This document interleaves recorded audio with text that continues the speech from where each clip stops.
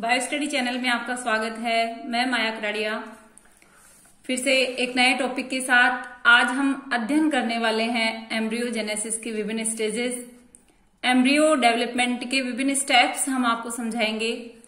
Embryo development का सर्वप्रथम अध्ययन जो है क्रूसीफेरी फैमिली के डाइकॉट पादप कैप्सेला बर्सा पेस्टोरिस में हैंस्टीन ने 1840 में किया था। कैप्सेला बर्सा पेस्टोरिस में, जो कि डाइकोट प्लांट है। गाइस, सामान्यतः निषेचन में एक नर युग्मक एग सेल से संयोजित होकर के द्विगुणित युग्मनज का निर्माण करता है। ये जो है आप देख रहे हो, जो द्विगुणित युग्मनज है जाइगोट, एक यहाँ पर कोशिका, ये है फर्टिलाइजेशन के बाद की अवस्था। इस जाइगोट में जो प्रथम विभाजन होता है वो अनुप्रस्थ टाइप का होता है और इस तरह से टर्मिनल सेल और बेसल सेल फॉर्मेशन हो जाता है। ये ट्रांसवर्स डिवीजन यहाँ हुआ और एक एपिकल या टर्मिनल सेल और एक बेसल सेल फॉर्म हो गई। एपिकल सेल जो होती है ये निभागीय सिरे की तरफ होती है। ये एपिकल सेल यानी कि टर्मिनल सेल ये निभागीय सिरे की तरफ होती है और बेसल सेल माइक्रोपाइल एंड की तरफ होती है। एपिकल सेल जो होती है एम्ब्रियो फॉर्मेशन होता है इससे, जैसे कि आप देख रहे हो डायग्राम में सेल एम्ब्रियो, इसमें विभाजन होता है अंधदरीय प्रकार का और क्वाड्रेंट बनता है, यानी 4 कोशिकाओं का ये समूह। आगे वाले स्टेप में देखिए आप 4 कोशिकाओं का यह समूह बन चुका है। इसमें फिर ट्रांसवर्स सेक्शन जो है इसमें डिवीजन होता है और अनुप्रस्थ विभाजन के बाद ऑक्टेंट बन जाता है। ऑक्टेंट बनने के बाद आगे वाली स्टेज में क्या होता है कि पेरिक्लाइनल डिवीजन होता है और पेरिक्लाइनल डिवीजन से 8 कोशिकीय बाह्य परत का फॉर्मेशन होता है और जो कि डर्मेटोजन का फॉर्मेशन करती है। ये 8 कोशिकीय अवस्था से बाद वाली अवस्था है जिसमें डर्मेटोजन का फॉर्मेशन हो चुका है और 8 कोशिकीय आंतरिक परत होती है। उसमें हाइपोकोटाइल, ग्राउंड टिश्यू और प्रोकैम्बियल सिस्टम इसमें बनता है। 8 कोशिकीय के बाद वाली अवस्था है जो कि आप राउंड शेप में देख रहे हो, ये ग्लोबुलर स्टेज इसकी कहलाती है। इस तरह से ये हमने टर्मिनल सेल के बारे में पढ़ा कि टर्मिनल सेल से सेल एम्ब्रियो फॉर्मेशन हो रहा है, एम्ब्रियो फॉर्मेशन हो रहा है और इसमें 8 कोशिकीय अवस्था आई। 8 कोशिकीय अवस्था के बाद ये ग्लोबुलर स्टेज आई जो कि एक गोलाकार अवस्था में भ्रूण यहाँ पर आ चुका है। इसी में हाइपोकोटाइल, ग्राउंड टिश्यू और प्रोकैम्बियल सिस्टम बन चुके हैं। अब हम बात करें बेसल सेल की। बेसल सेल से जो है 7 से 10 कोशिकीय लंबा सस्पेंसर बनता है। ये सस्पेंसर वाली सेल जिसको हम हिंदी में निलंबक कहते हैं, ये सस्पेंसर बन जाता है। इस तरह से देखिए आप 7 से 10 कोशिकीय लंबा इसमें सस्पेंसर बन चुका है। इसकी जो अंतिम कोशिका होती है वो फूल जाती है, फूल करके चूषकांग का निर्माण करती है, यानी कि जो भोजन को या खाद्य पदार्थों को जो एब्जॉर्ब करता है। इस तरह से ये फूल जाती है और ये एब्जॉर्ब करने की स्टेज में आ जाती है।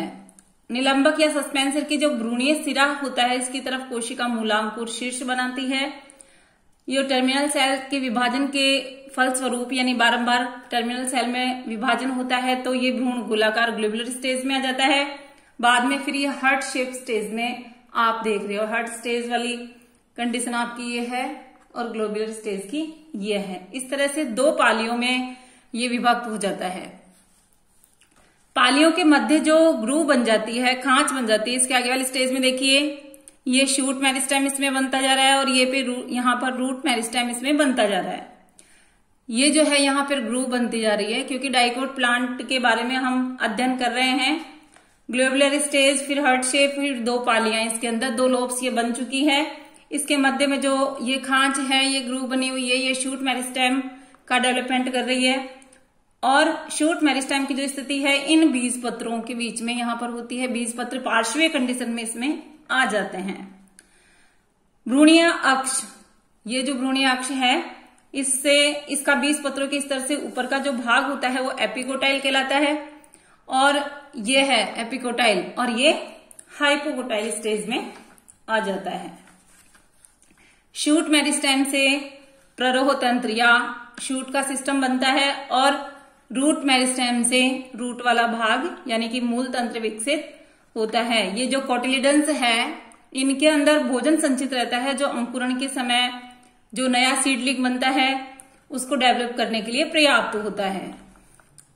इसके बाद सीड की स्टेजेस हम पढ़ेंगे। जो सीड का जो डेवलपमेंट है, जैसे कि फर्टिलाइजेशन हो जाता है या द्विनिषेचन के बाद जो भ्रूण और भ्रूणपोष का डेवलपमेंट होता है। अंडाशय में बीजांड में कई सारी चेंजेस आते हैं। ओव्यूल में उपस्थित दोनों जो इंटेग्यूमेंट है उनसे सीड कोट बन जाते हैं सीड डेवलपमेंट के अंतर्गत। और बाह्य अध्यावरण से बाह्य बीजचोल या टेस्टा बनता है। अंत अध्यावरण से अंतचोल या टैगमेन बनता है। बीजांड व्रंत जो होता है उससे स्टॉक का फॉर्मेशन होता है। और हाइलम, माइक्रोपाइल, रेफे, चेलेजा इसमें कोई विशेष परिवर्तन नहीं होते हैं, केवल इनमें टिश्यूज में परिपक्वता आ जाती है। न्यूसिलस जो होती है उसमें प्राय भ्रूणपोष डेवलपमेंट के समय उपयोग में आ जाता है न्यूसिलस वाला भाग। कुछ पादपों जैसे कि काली मिर्च में यह भ्रूणपोष के चारों तरफ एक पतली झिल्ली के रूप में दिखाई देता है। कई ऐसे प्लांट्स होते हैं जिनमें भ्रूणपोष के चारों तरफ एक पतली झिल्ली के रूप में ये दिखाई देता है न्यूसिलस का भाग, जिसको हम पेरिस्पर्म कहते हैं। कुछ पौधों में ओव्यूल के चारों तरफ एक मांसल आवरण मिलता है और इस मांसल आवरण को हम एरिल कहते हैं, जैसे कि लीची में होता है। इसी तरह से यूफोर्बिएसी फैमिली जो होती है उसमें माइक्रोपाइल एंड पर एक सफेद स्ट्रक्चर होती है जिसको हम कैरेंकल कहते हैं, जैसे कि अरंडी में होता है। और जो मोनोकोट्स होते हैं उनमें माइक्रोपाइल एंड पर एक प्लगनुमा स्ट्रक्चर होती है जिसको हम ओपरकुलम भी कहते हैं। ये सीड डेवलपमेंट के बारे में मैं आपको बता रही हूँ क्योंकि आप एम्ब्रियोजेनेसिस की विभिन्न स्टेजेस देख चुके हो, जो कि मैंने आपको बताया। ये जाइगोट, ये डबल जो सेल फॉर्मेशन हुआ इसमें टीएस के बाद एक टर्मिनल सेल और एक बेसल सेल। इसके बाद ये स्टेज आई जिसमें कि ग्लोबुलर एम्ब्रियो बन चुका है। ये हार्ट शेप स्टेज आई, इसमें ये सस्पेंसर आप देख रहे हो, ये इसका कोटिलिडन्स है, ये सस्पेंसर वाला रीजन, और मूलांकुर, प्रांकुर और एक नए सीडलिंग के रूप में ये विकसित हो चुका है। इस तरह से विभिन्न स्टेजेस आप डाइकोट स्टेम में पढ़ेंगे। अगले वीडियो के साथ फिर मिलते हैं। गाइस, चैनल को सब्सक्राइब नहीं किया है तो आप सब्सक्राइब कर दीजिए। Okay guys, thanks.